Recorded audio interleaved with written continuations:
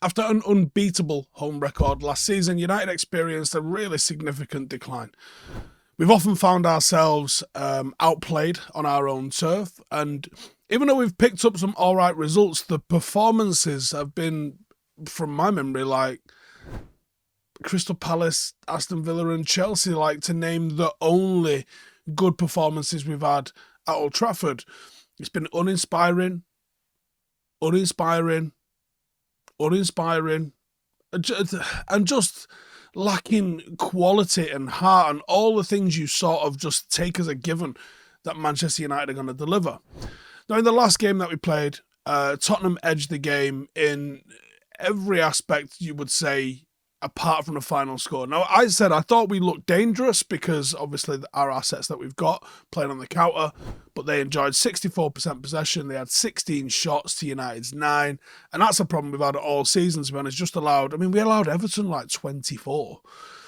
Tottenham also won more aerial duels, more tackles, and accumulated more XG throughout the match. They had a good performance. United, again, didn't have a good performance. I thought we could have won the game.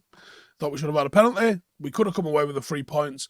But as I keep saying time and time and time again, results follow performance. If you have good performances consistently, you will get good results. If you had bad performances consistently, guess what happens? Results follow performance. You can get lucky in these outliers, but generally, out of 10 games, if you have good performances, you'll have largely good results. And if you had bad performances, largely bad results. Now, and a hell of a lot was made out of Tottenham performing and getting a result. And I think a 2-2 draw is an actual result, especially when you tie that up with what they did with Arsenal, and they did similar 3-3, I think it was, with Manchester City. They're getting decent results, and they had a couple of their more potent players out. Maddison and Son, Bissouma, Kulusevski. They were missing some decent players, as were we. So let's not play games with this one. But United's performance, to me, gave the impression that we were a little bit like the away team. That's the annoyance in this, is that Spurs came and played like they were at home. And the atmosphere in the stadium really did reinforce that. And I think I say this quite often, but as fans, we have a duty to turn up as well. But it is often like a collaboration with the players. If the players give us something to cheer for, we're there for it. But, sometimes the fans need to lift the players, and sometimes the players need to lift the fans. And, Old Trafford of late has also lost a little bit of that spark. And it's confusing because we went 30 games unbeaten last season. Widely acknowledged that Old Trafford doesn't possess the intimidating aura it did when Sir Alex Ferguson sat in the seat. And many footballing figures have voiced this exact opinion, with the likes of Pep, Ronald Koeman, Chris Wood. All commented that Old Trafford is no longer a daunting place to play. Last season, there was a resurgence in the impenetrability of Old Trafford. We lost early doors to Sociedad and Brighton, and then went on a record-breaking win streak. We were unbeaten in 30 matches, and we won 27 of those matches. And we took on all comers: Arsenal, Tottenham, City, Liverpool, Chelsea, Barcelona. We really stepped up and went through the gears with some of the teams that we brought to Old Trafford and had an almost flawless record, once Ten Hag got used to the league and used to playing there himself. And that exceptional home form compensated for what was horrific on the road. We had heavy defeats at Anfield, City shipped 6 past us, Sevilla, Brentford. And those strong home performances were the cornerstone of coming third and the appearances in Wembley for the FA Cup and the League Cup finals. So what happened? This season, the fortunes have shifted and changed, and Old Trafford has lost its sense of control, its stability, and its aura. Under Ten Hag this season, United have only managed to win half of our 16 games in all competitions, suffering 7 defeats. This doesn't look like the same football team that we had last season. It isn't performing like the same football team, and the results, you generally think you're going to see a trend from one season to the next. There is no trend. This might as well be 2 completely different football teams that don't even play in the same stadium because they're that different. We've conceded 3 goals in 5 matches, which is a stark contrast to the previous campaign where high-scoring defeats were extremely rare. We failed to score in 5 matches, really highlighting other struggles that we've got on the pitch. Numerous low points in the season. It's probably hard work to challenge what the actual lowest moment of this season has been. The embarrassments are common. It was a disappointing 3-1 loss to Brighton, difficult to accept, and it was a chaotic 3-2 defeat against Galatasaray that was marred by a ton of Galatasaray fans finding themselves in the home section at Old Trafford. That's quite painful, and there was aggro, people getting punched up in there and that. And that was following a 3-0 defeat to Manchester City, which showcased an absolute difference in class between the two. Just 3 days later, a severely depleted Newcastle side inflicted an even greater humiliation with 3-0 scoreline to knock us out of the Carabao Cup. It's the first time since '62 that United had suffered consecutive home defeats by 3 goals. You know, it was record-breaking last season, it's record-breaking this season, but we're probably not bragging about it. The Bournemouth embarrassment that could have been 4-0, completely tactically outclassed and outworked. Bayern Munich beat us in first gear, and other things didn't make it much better, and dread turned to hopelessness, and to the point where you got angry and then were less angry because it would just seemed almost inevitable. And while United have displayed some attacking prowess in our recent home fixtures against Villa and Tottenham, we've conceded cheap goals, set play goals quite often in both matches. Against Tottenham in particular, every time United scored, the lead felt precarious. I think I tweeted, like, we're going to need a third here as soon as we got our second. And it was correct. Usually a season ticket at Old Trafford, no matter the price, feels like it's a bargain because of the entertainment, the connection, the privilege to go and watch United week in, week out. But at the moment it feels like a bill. And it's you know, like I'm never going to not pay my electricity bill. I'm never going to not pay my season ticket because I'm indoctrinated. This is me signed up for life. Until I'm destitute, I'm paying that. Matches are anticipated at the moment, though, with indifference, I would say. Not dread yet. Indifference, I would say, at times, instead of the excitement. There's only a handful of games that have provided genuine moments of enjoyment. It's endurance rather than enjoyment, I would say. And even in the matches that we've won at Old Trafford, there's been a sense of fortunate escapes. In the opener against Wolves, we were lucky to secure a victory. Wolves dominated the game, missed a lot of chances. The writing was on the wall there. It was a basketball, end-to-end, transitional game where the opposition was allowed far too many shots. And over the course of the season, that's not really changed. And it took Rafael Varane's header to actually stop the embarrassment. We narrowly avoid conceding a penalty due to a mistake by Onana, which led to an apology by the PGMOL to Wolves boss Gary O'Neill. The 3-2 win against Forest had a bit of an element of luck. Forest scored twice within the first 4 minutes, and then Worrell was sent off. And we had to really start going through the gears to get ourselves back on even footing with that. The only comfortable victory came at home in what was a very good performance against Crystal Palace in the Carabao Cup. But that even then was mitigated by the fact that Palace rested key players for the league fixture which was following it, and then they won it. And even the 1-0 win at Copenhagen was seemingly another fortunate escape. We needed Onana to make a save from the spot with the last kick of the game. Similarly, the 2-1 win against Brentford was a lucky escape, courtesy of Scott McTominay, super striker, scoring twice in stoppage time. The 3-2 win of Aston Villa, or the beating of Chelsea, might be the only high points that we have. And the Villa one required a comeback to win that.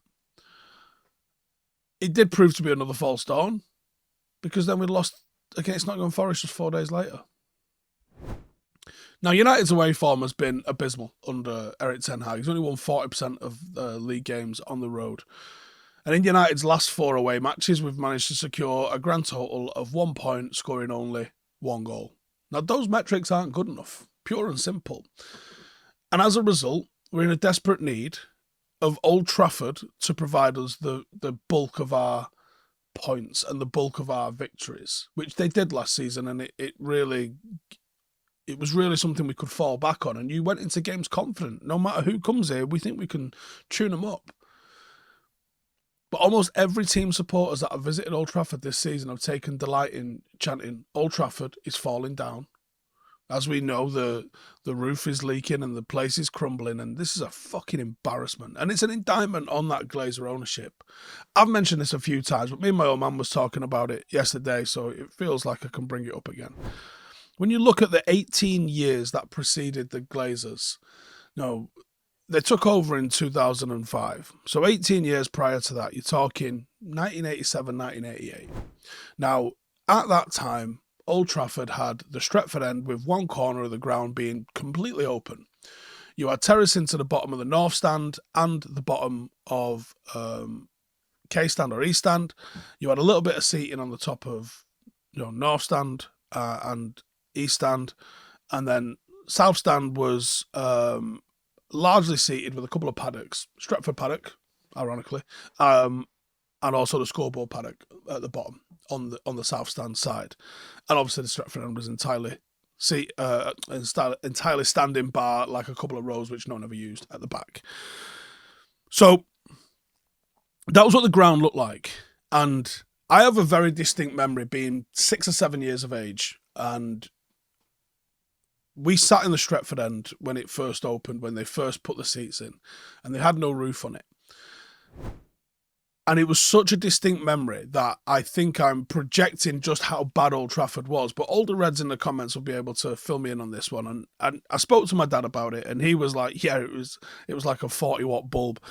I remember there being like a chain of bare single bulbs and dank, dark grey, mossy-coloured concrete as the concourses inside Old Trafford. And then when they built the Stretford and they layered it with this bright red matting, and there was fluorescent lighting in there, and it was bright, and it was such a difference to what going into Old Trafford was like. This is 92, right? So trying to take you back to what it was like, my first game was 1990, but I don't think much had changed between 88 and 90 when I started going. And it was dank, and it was unloved, and it was mismatched. North and East Stand kind of looked the same a little bit, but the rest of them just might have been from other stadiums. Like, it didn't have any cohesion. Now, within 5 years, 1994, 95, we completed the all-seater stadium, and Old Trafford was all of the same height, and it was all the same size, and it was all-seater. And it looked incredible. It looked so futuristic to what would have been 11, 12-year-old me, that it looked incredible. And then ahead of Euro 96, they expanded the 3 tiers of North Stand. And then I think it was around about 2001-2, we added the extra tiers on top of East and West Stand. And then in 2004, they sorted out the planning and execution of the quadrants being filled in. Now, the quadrants didn't get finished until 2006, so technically they was on the Glazers' watch, but this was planning and set in motion in 2004, prior to them taking over the club. And in the meantime, when they did the extra tier on top of East and West Stand, they also built that glass front at the front of Old Trafford, which is now so iconic, which wasn't there. It was just literally like concrete and a bit of red paint, and there was some external steps to K-Stand at the back there. There wasn't anything, certainly wasn't anything like picturesque and Instagrammable the way the front of Old Trafford is now.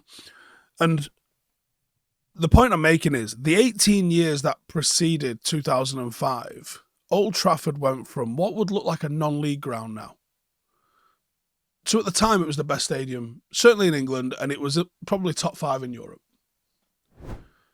Comfortably. And now you have opposition fans singing about Old Trafford falling down. Literally nothing has happened.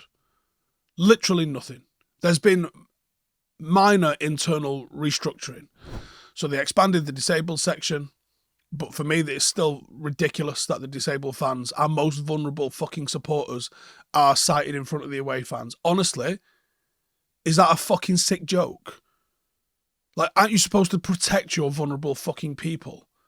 Now let's put them in front of our away fans, right? And now the vast majority of away fans are sound, but there's been a lot of instances of people throwing flares and coins and all sorts onto our disabled fans. I think that's fucking disgusting. Yes, it's on the opposition fans, but I blame Manchester United for this as well. Because you should fucking know what football fans are like. And you shouldn't have the opportunity there for our most vulnerable supporters to have any harm come to them whatsoever. It's disgusting. So the only things that have happened have been forced upon us, I think by law, that they required more disabled seating inside Old Trafford, by law, right? They didn't do it out of the goodness of their heart, and they expanded it along the front of East Stand, and now it's at the back of the Stretford end as well. There's some viewing platforms at the back there for disabled supporters, which I think have got lifts going to them from the outside. Nothing significant, nothing major has happened. And the old myth about, we can't build over the railway lines and blah, blah, blah. Yeah, we can. That was fucking sorted out about 10 years ago. While I was still working in scaffolding, that was sorted out because we priced a job to actually do South Stand and provide the scaffolding for it. So I know that was fine at least 10 years ago, right? They've done fucking nothing.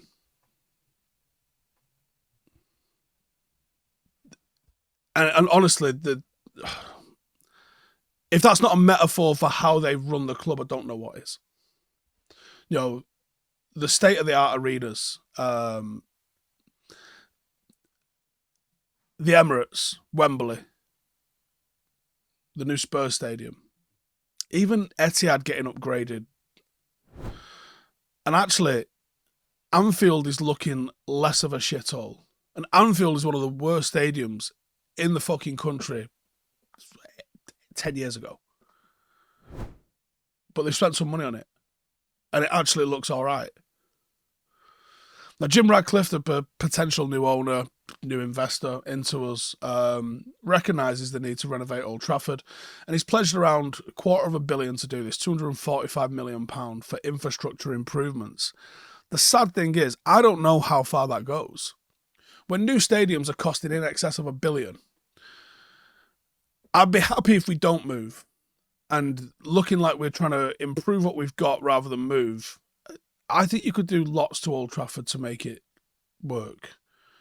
You know, and a new stadium, minimum of £1 billion. More like £2 billion.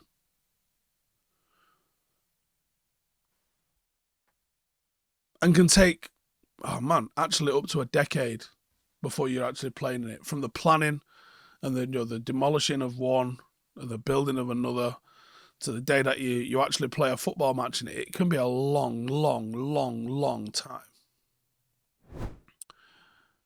Let's talk about Ten Hag here. Because Ten Hag's future at United seems to be touch and go.